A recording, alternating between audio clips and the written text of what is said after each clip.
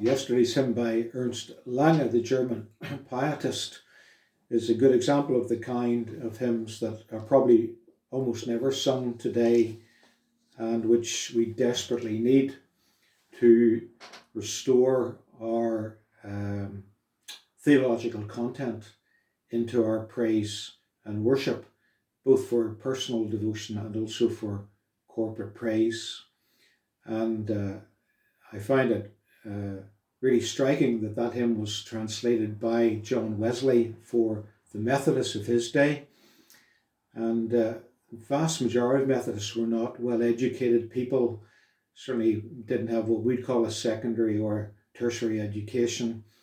And yet those hymns were included in his hymn book, Hymns for the People, called Methodists, and grounded the Methodists in the kind of worship and praise that had real theological roots and therefore authentic worship and devotion of the living God.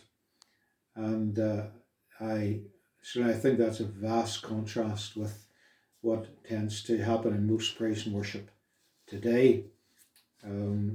People would probably, vast majority, but I think would probably balk at singing both so many verses and also such tremendous content. Today's hymn is much more well known: Immortal, invisible God, only wise, in light inaccessible, hid from our eyes. And again, this is a hymn that describes the attributes and the character of God in ways that almost leave us speechless. He is the source of all life. You give life to all things, to both great and small. In all life you're living the true life of all. His infinite wisdom, his justice, his mercy. Most blessed, most glorious, the Ancient of Days, almighty, victorious, your great name we praise.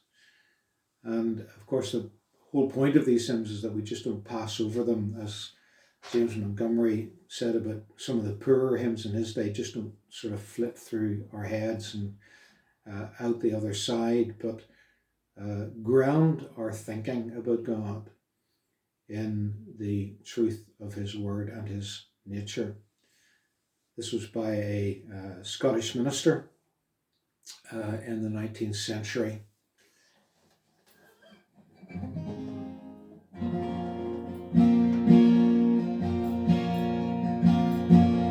Immortal, invisible God, only wise, in light inaccessible, hid from our eyes. Most blessed, most glorious, the Ancient of Days, almighty, victorious, your great name we praise.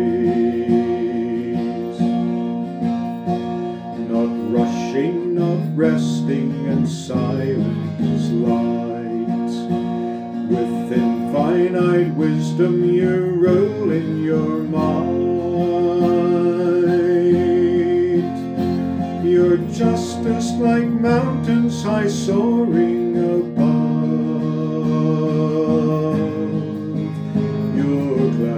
which are fountains of goodness and love. You give life to all things, to both great and small. In all life you're living the true life of all. We blossom and flourish like flowers that grow, wither and perish, but you can't know. Great Father of glory, pure Father of light, your angels adore you, all veiling their sight.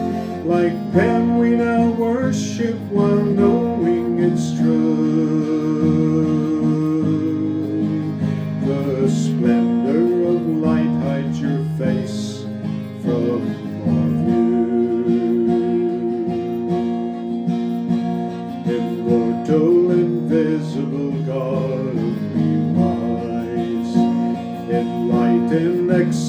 invisible hid from our eyes. Most blessed, most glorious, the Ancient of Days.